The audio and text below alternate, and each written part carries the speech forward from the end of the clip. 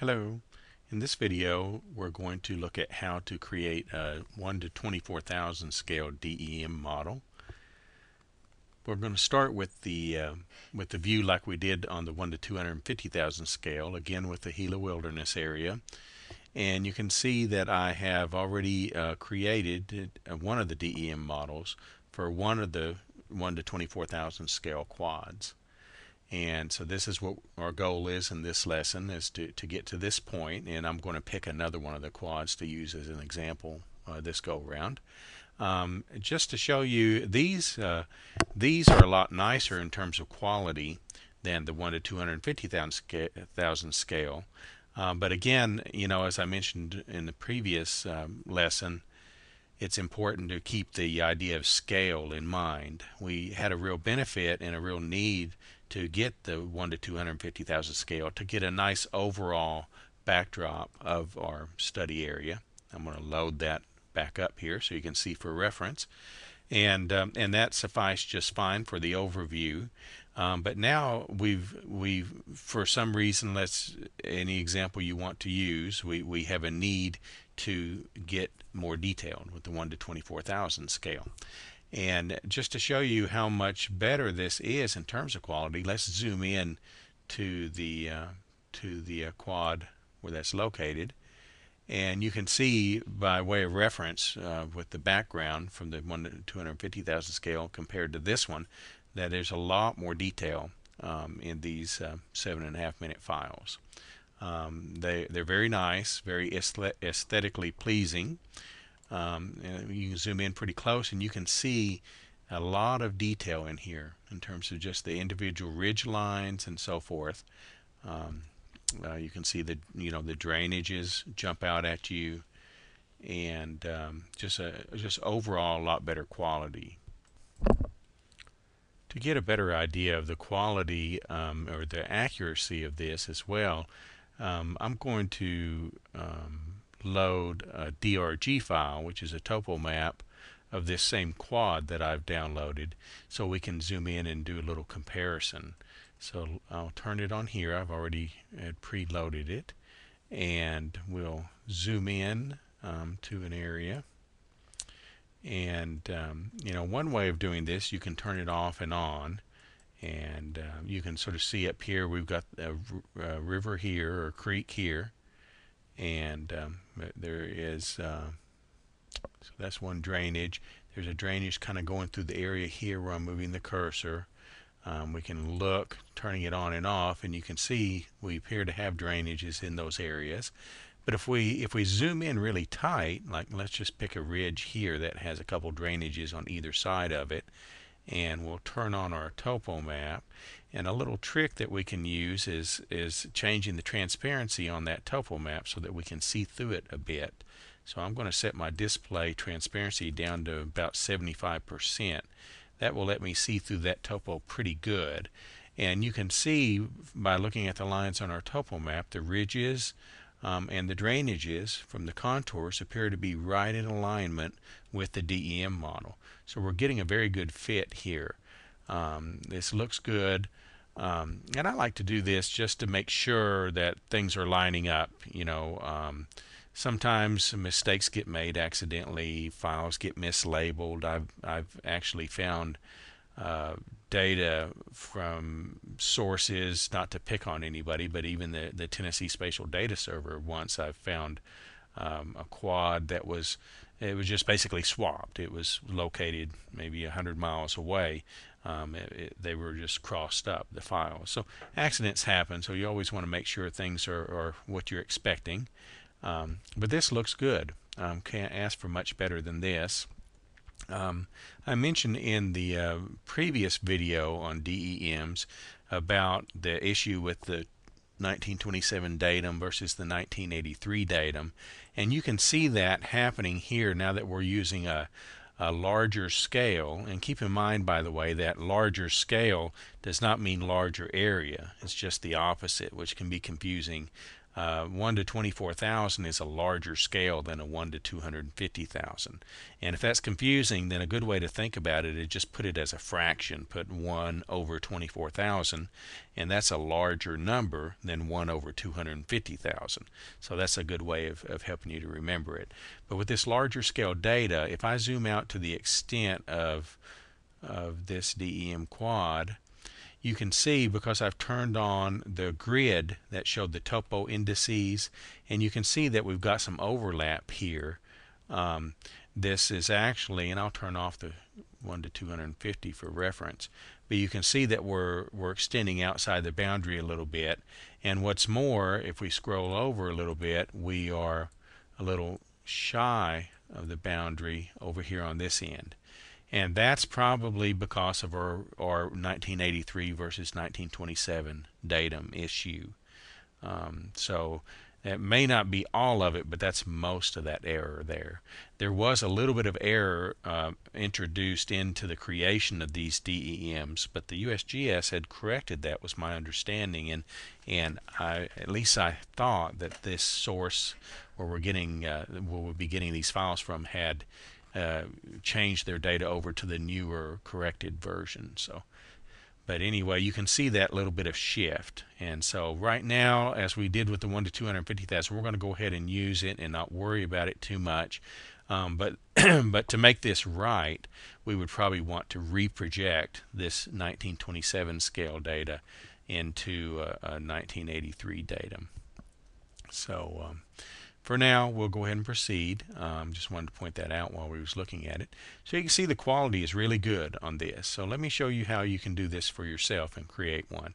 And what we'll do is we'll add another quad to this study area that I'm using here, just to get us another quad. Now you could, in theory, if you want, you can download all these quads at the 1 to 24,000 scale level, and you'll have a very nice detailed mosaic of your area. Of course, there'll be individual files. You could mosaic those files, and if I get a chance, we may do a video on that. It's a little tough to do, and I haven't done it with the new version of ArcGIS, but back with ArcGIS 9, you could do it, but it was very time consuming and a little tough, which is another reason I like to use the 1 to 250,000 scale data when I'm talking about large areas, because unless you're going to print this out in a large format, like hang it on a wall or something, then you're not going to really see a lot of the appreciation from the extra detail anyway. I mean, it is some better, and we're seeing it on the screen here some better, but if we did this for the whole area and you looked at it at this scale, then as you can imagine, it would be a pretty large printout of a map. So really to get this appreciation for this detail on large acreages, you would be wanting to print that out into a big map. But let's go ahead and get one for another quad, and let me zoom out to the extent of the quads so you can have a reference here to look at. And I'm going to go ahead and turn my labels on, and you can see that the quad we had gotten earlier was Little Turkey Park. And I'm going to go ahead and get the Muggy on Baldy Peak area. So that's I know from being there that that's one of the high locations, one of the highest locations in the area, and it might be a place where they actually already have a fire tower there, but you could just pretend you were doing an analysis to locate a fire tower and you needed a detailed DEM of one of the higher locations to use for your analysis. So we'll just proceed on that assumption for this example. So we're going to need Muggy on Baldy Peak is the quad name. Now let me show you a source where you can get this data, and I think I have it already preloaded here for you. And this it used to be one of my favorite download sites. It was a great, very well organized, especially for U.S. data. They do have some data from around the world, other countries at least, but they're very good for the U.S. Coverage. They used to make all of their data available for free when they first started some years ago, and then they shifted to a model where they made some of their data free and then they charged for other data. So you can set up an account with them, and I would encourage you, actually you have to set up an account to get any of their data. But when you set up an account, you can set up what they call a premium account, and you can pay them like $25, and that buys you, I forget the latest, but it buys you so many megabytes worth of data that you can download any data you want up to that number of megabytes. I haven't used it in quite a while for the premium service, so not sure what their latest rates are. I did download the DRG you saw earlier from this site, and I had an existing account and had enough balance left in it to use that. So I'm not sure what their rates are now, but anyway, you might want to look into that. It's a source, but I'm not encouraging you to go out and spend a bunch of money on their data right now, because there are a lot of sources you can get data for free, including DRGs. So I just wanted to make you aware of that this is a good site for things like we're going to do in this exercise to get free data. And there's some other free data that we'll probably use in some other videos as well. But if you want to get the aerial photos and the DRG topo maps, you have to buy them from them, or at least buy the data and then download them. So let's go ahead and do the DEM. I'm taking you directly to their DEM page here, and I'll post this address. It's not all showing up in my browser window here because I'm of the scale. I've got enough other windows open, I guess, but I'll post it on our Momentum site so you can get to it that way. And you can always just go to their homepage and get there as well, which is data.geocom.com. So they have a nice map from here at the DEM start. They have a variety of tools here, and that's another reason I took you to this page. They not only have data, but they're an excellent source of like utility software, a lot of it for free. They do a lot of advertising, for a lot of people advertise on their sites. But they have a lot of information, articles, metadata, just lots and lots of GIS information. It's an excellent site. And they also post jobs announcements and things like that. So let's go ahead, and we want to go, and they give you a nice map here of the U.S., and we'll go ahead and click on New Mexico, and that will take us to, it opens in a new window, but that will take us to the county layer for New Mexico. Had we gotten here through some other means, it would have taken us to a list that showed statewide and countywide data, and you would have wanted, of course, to pick countywide, and that would take you to this page. So here they have all the counties listed in New Mexico, and my mouse is not wanting to scroll for some reason. So you see a list of all the counties in New Mexico, and from our project, let me go back to the project window. I had downloaded off of the sample data that you hopefully downloaded from one of the earlier videos. There was a lot of sample data. I downloaded the counties layer, and I made it in purple, and I labeled it with purple labels, so you could see the Gila area lies at the intersection of it's really in two different counties, but it's very close to a third county there called Sierra. But the county that we're interested in, as you can see clearly from the graphic, is CATRIN County, and that's where Mogollon-Baldy lies. If we had gotten one of these quads that's right on the county line, then this site we're going to download from would have shown that quad up in either county. So it would show up, you could get to it either way. So here we want to go in CATRIN County for Mogollon-Baldy Peak. So let's go ahead and minimize that, and we'll pick CATRIN. And this takes us to a list of not just their DEM data, but really all of the data types that they have for CATRIN County. And this is why I like this site so well, is because it's very, very well organized. You can drill down to the county level of detail, and then you can select from any of these types of data that they have. And you can see they have a whole variety of data at a variety of different scales, resolutions ranging from 24,000 up to 250,000 scale. They have DRGs that are what we call collarless, and they also have the collared DRGs. The collarless means that they've clipped the outer boundary of the map off, which is very nice when you want to get more than one quad that are adjacent to each other, so it appears seamless. So they're very good for that. And in this case, though, we are interested in actually the very first item here, the digital elevation model at 24K. So we'll pick that.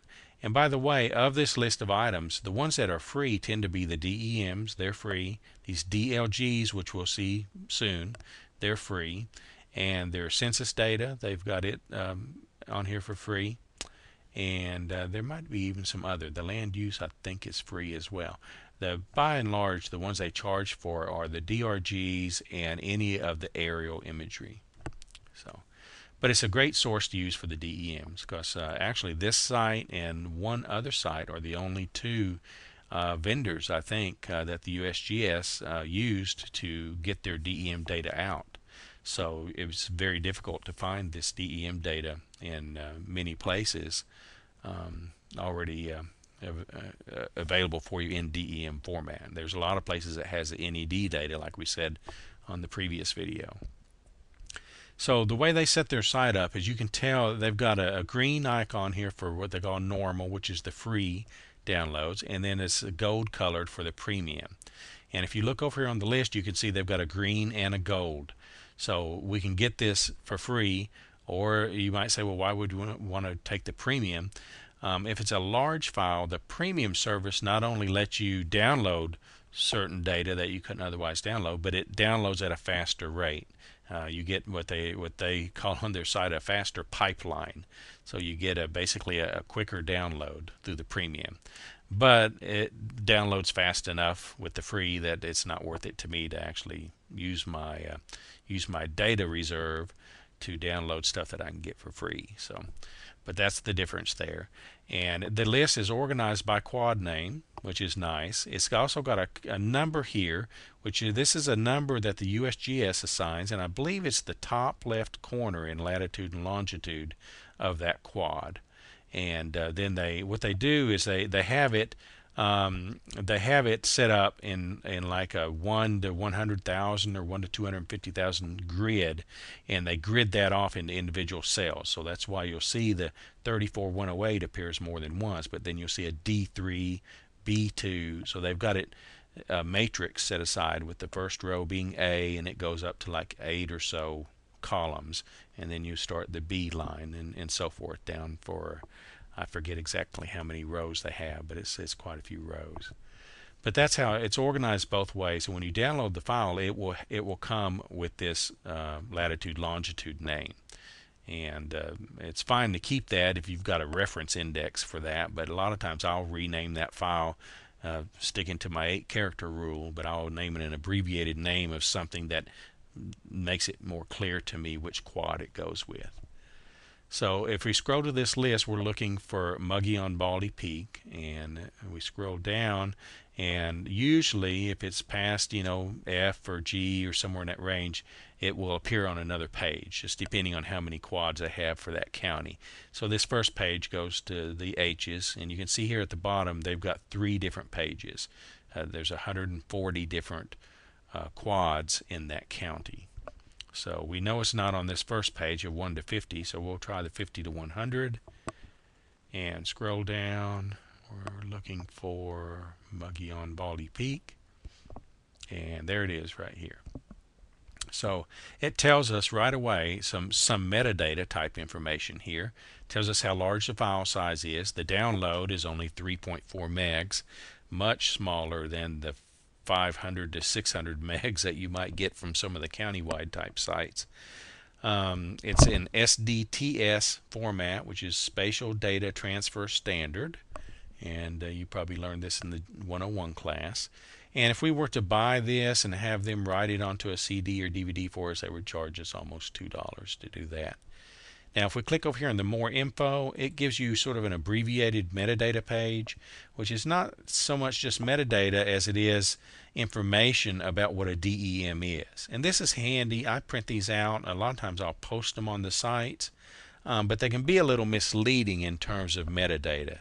a little vague, I guess you could say. Like they're pointing out here where I'm highlighting that some of their data is referenced to a 1927 datum and some is a 1983 datum. Well, it doesn't help me too much for this particular file. So, like I say, it's a general metadata, at least telling you about what the spatial data transfer standard is in DEM models in general. Luckily, they also include a more detailed metadata file, which you'll see here in just a minute. So I'm going to go ahead and select the free download. You have to be careful and not click on the wrong file. It's easy to do. And you can see that we can download this in two different formats, which is nice because if we wanted to mosaic a larger area and we were looking for sort of a compromise, it wasn't the 1 to 250,000 scale data, but more like the maybe 1 to 100,000 scale equivalent. I mean, it's not technically 1 to 100,000. It's in terms of resolution is what we're really talking here. So basically they've got this at pixel size resolution that's good to 30 meter pixels or 10 meter pixels. And I like to use the 10 meter, which gives you a lot better detail. But again, if you were going to get a lot of these for a large area, you might choose to go with the 30 meter just for efficiency's sake. And then they also have a text file below each one, and this text file is your metadata file. So I'm going to get both of these, the 10 meter and the text file. So what we'll do is we'll right click on the 10 meter and save as, and we route that to our DRG24 folder, which I've already made, and it's already remembers that since I used it last time there. So I'll go ahead and save it into there, and it takes it just a little bit to download. These files tend to be, when you unzip them, they tend to be about 10 meg. A lot of times they're 3 or 4 meg zipped, so it's not a bad download.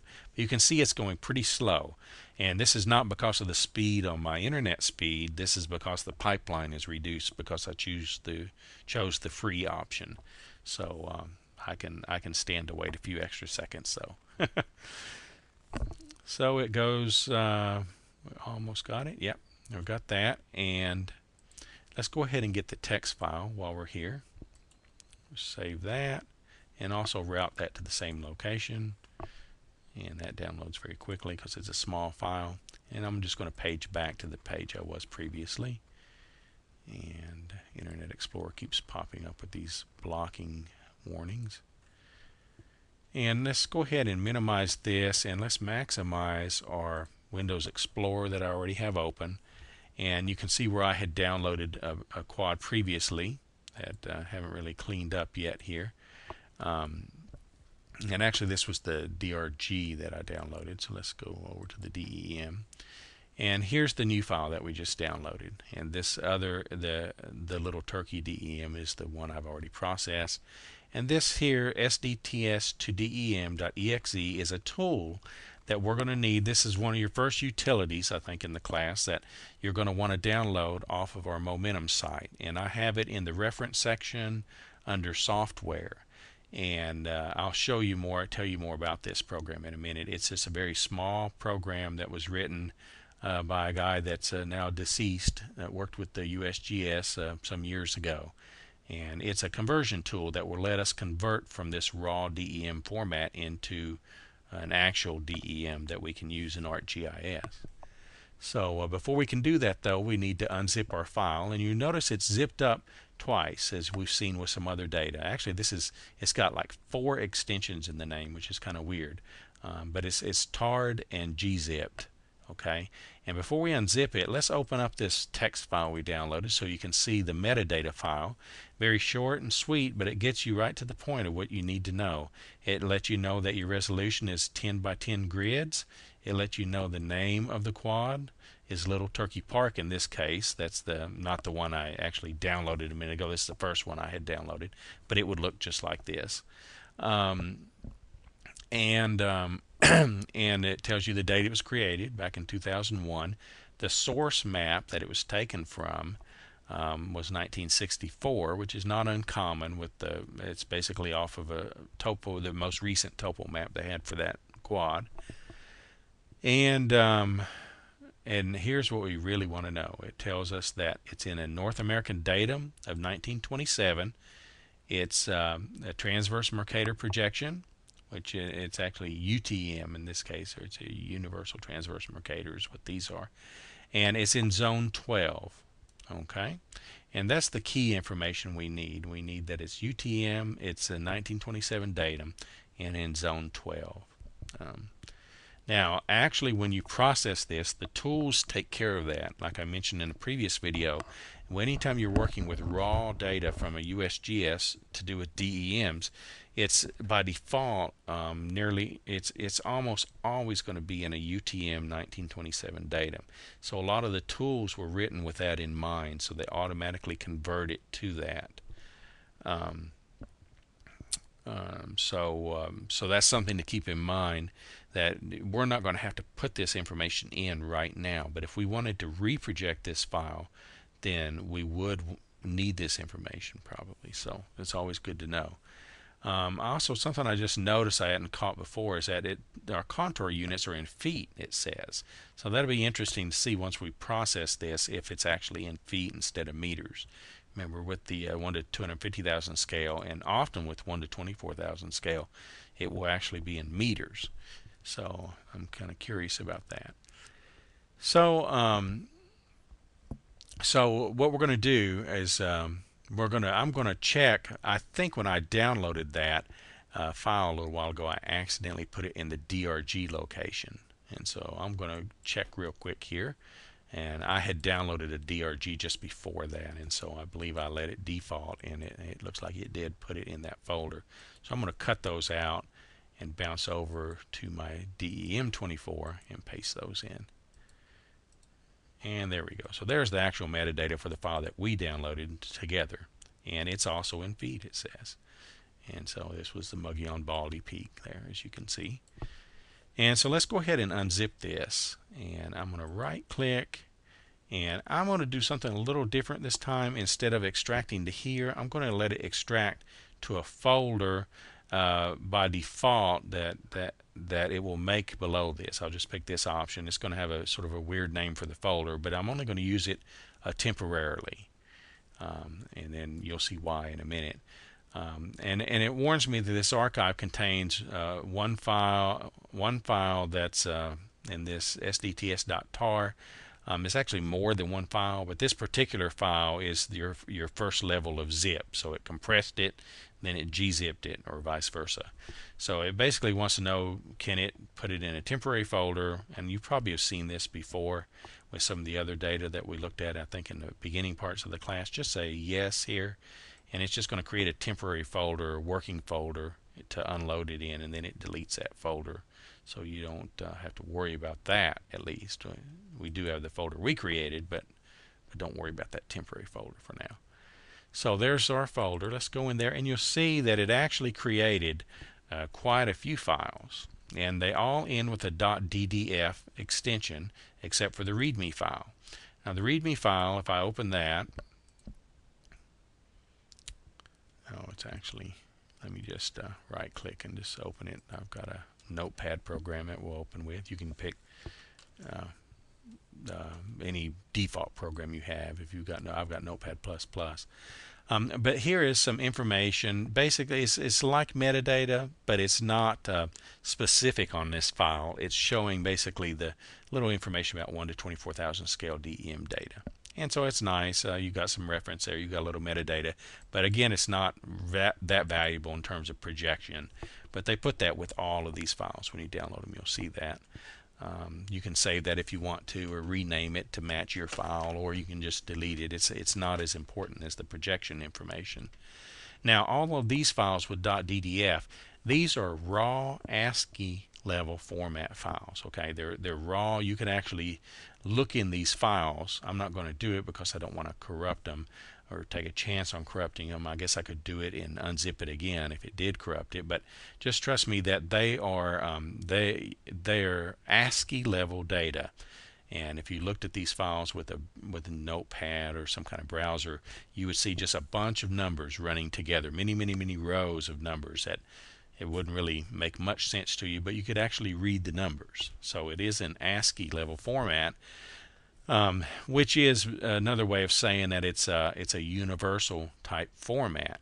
So this is what the USGS does with a lot of their data, especially in previous years, is they've made it available in this ASCII format so that vendors out there can write programs that can process this data for you. So it makes it much more universal and easier to use. But for our case, what we really want is a DEM file, a .dem file. And that's where that tool comes in that I showed you a minute ago.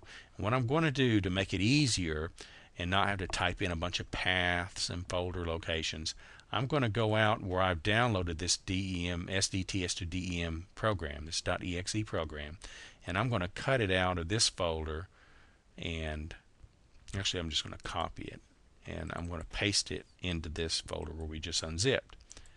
This will let me proceed here in a minute without having to type in paths for my folder locations.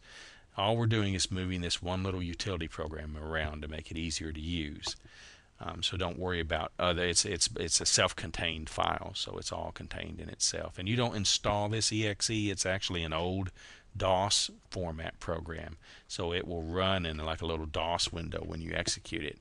But it's very handy, as you'll see here in a minute, for converting these files. So what we'll do, let's run that program now. And again, you can download this program from our Momentum site.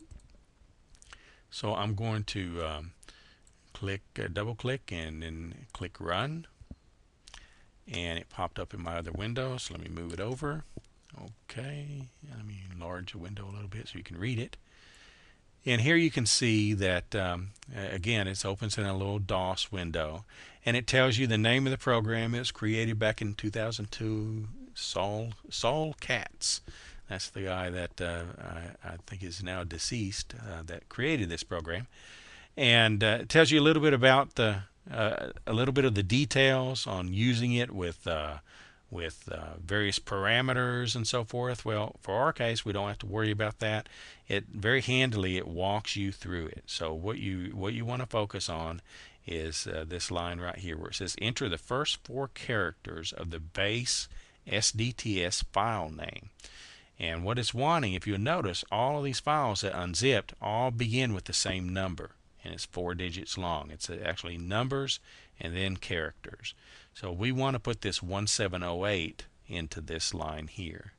So let's do that. I'll type in 1708 and hit enter. And then it wants us to put a base name, which is basically going to be the name we give our DEM file. And in this case, since it's I don't want to type it more than 8 characters, so I'm going to abbreviate the Muggion Baldy Peak to MOGBALDY. How about that? And now when I hit enter here, you'll have to look quick because used to be not many years ago it took this long enough to process you could read everything. Now with the faster processors it goes pretty quick. But if you notice, whenever we hit enter and it processes it, you'll see the name of the quad embedded in the information if you look quick, and you might see the UTM zone 12 in there and I think a 1927 data. I'm going to go ahead and enter, and you'll see here it's got the zone 12, it's got Muggion Baldy, and that fast it's gone. So but basically what it did is it converted that file for us, or all of these files for us. If I click here, there's the file we just created. On the size, you can see it is now about 10.5 megabytes, and it created that from all of these others, of which they were all very, very small except for one, which was 6.6 megabytes.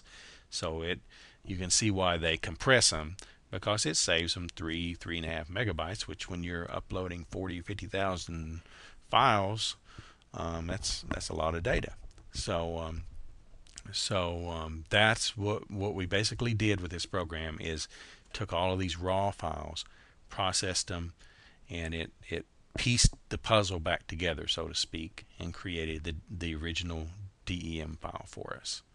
So now that we have this DEM file, we don't really need these other DDF files any longer. And so I'm going to cut this DEM file that we created out of this folder and put it back up here in my root DEM folder where I already have the little turkey park. And now I can go ahead and delete that folder, which is why I had created that as a temporary folder I mentioned earlier, because we don't need it any longer. We've got our DEM out of it, and that saves us about 7 megabytes or more of space.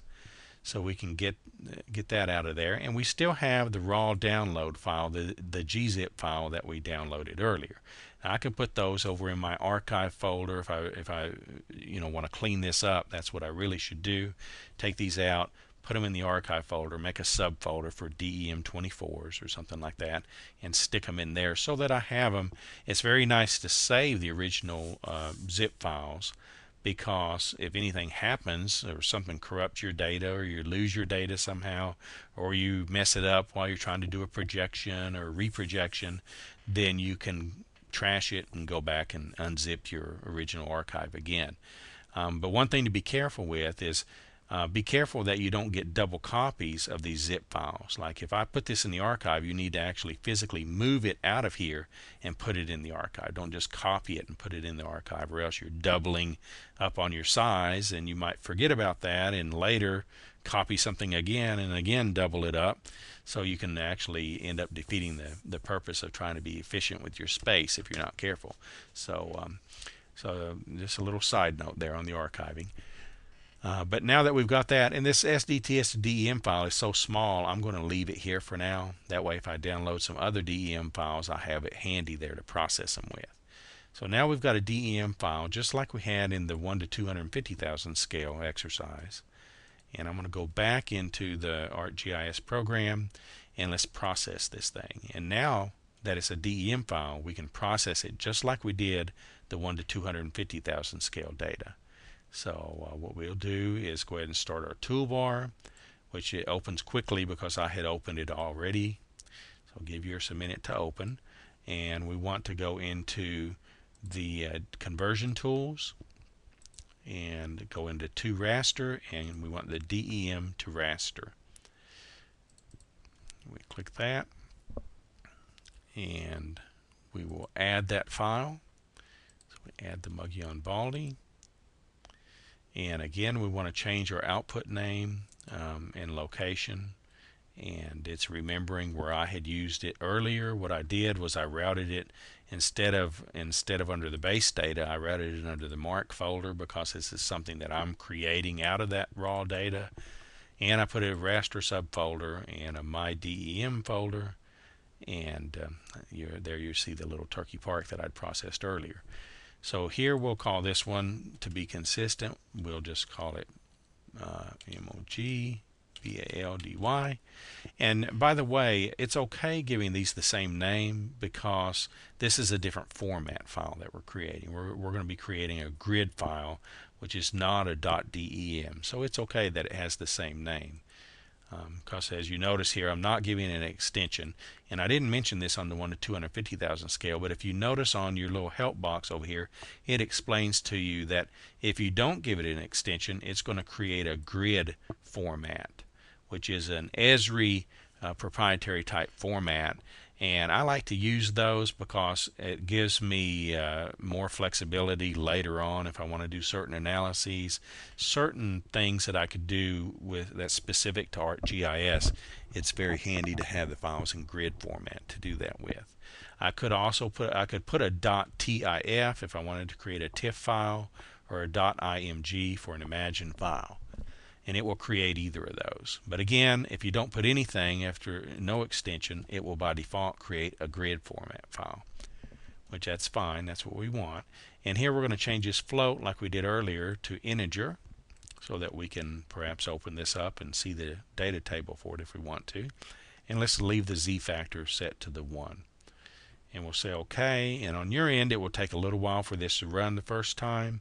Since I've run one already, it'll probably go pretty quick on my end. But again, look to the bottom of the screen here. You see the blue scrolling by telling me that it's processing the DEM to raster. And in a minute, that stops, and you can't see it because it's on my other window, but a little blue box pops up with a check mark by it that says DEM to raster. and then I also, of course, should see the DEM appear in my window, which is hidden right now with the toolbox. So if I close that, you'll see that it popped it right in there where we wanted it.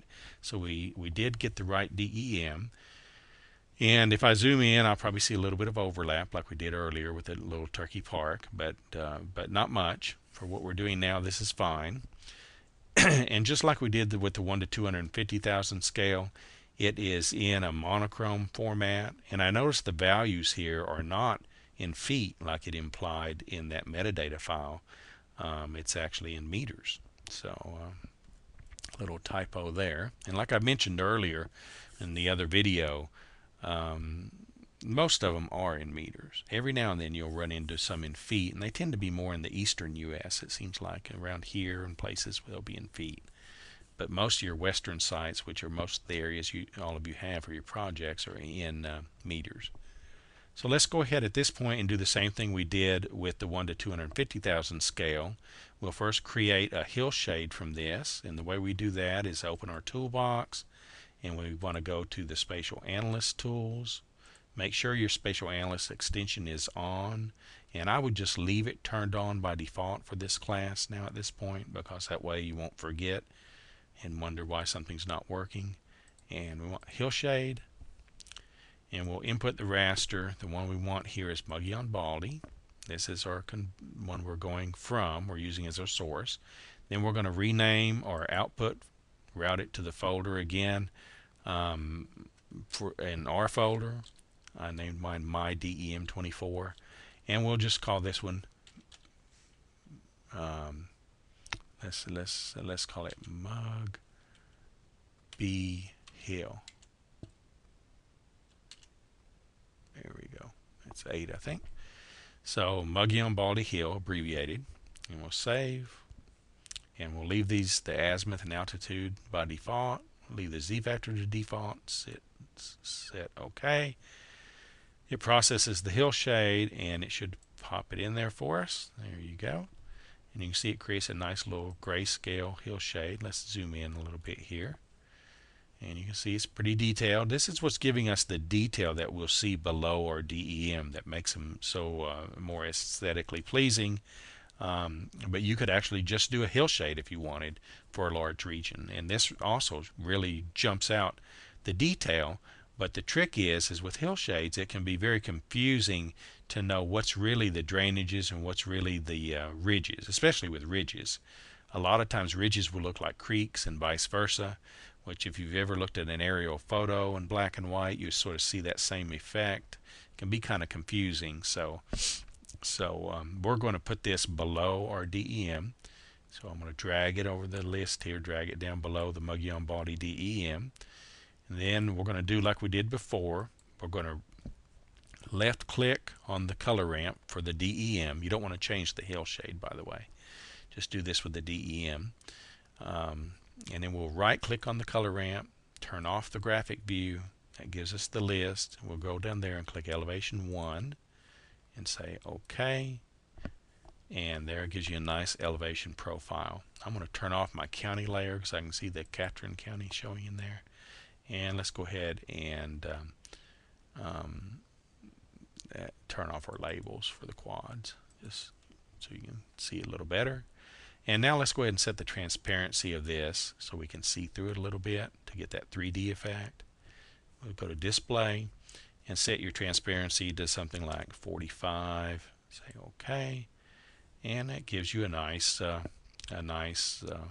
profile 3D effect of the view. I want to change that to, let's try it at 40 and just make it a little bit darker. It's not quite so washed out if we do that. And there you go. Now you have a nice DEM with a sort of a 3D effect to it, like we did with the little turkey park you saw in the beginning. And you can zoom into the heads of some of these streams and see the detail. You can even actually see like the contour almost of some of those steeper ridges in there. And so you get a lot of detail here. And somehow or other my search popped up.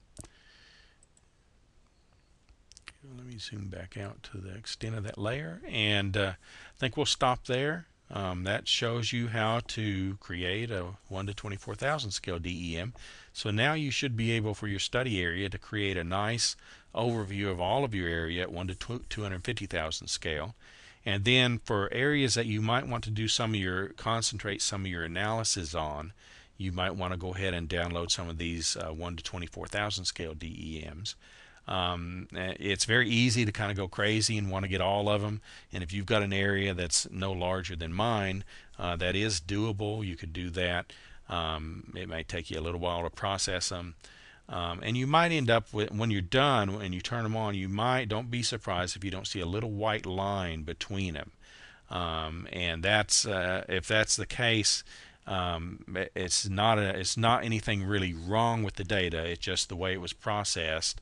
It's not data was not lost there. It was just well, I guess in a way data was lost, but it's not shifted is what I'm trying to say. If you do have two of them side by side and you see a little bit of a white line between them, what I'll do a lot of times is go ahead and turn my topo grid on, and that sort of, that hides it.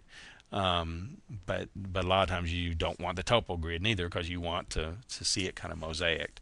And sometimes you'll have a little white line that you just can't get rid of in these. And unfortunately, at least to my knowledge, with ArcGIS, it doesn't have a tool to, and they may have added that and I'm just not aware of it, but the tool is not there that lets you handle that issue.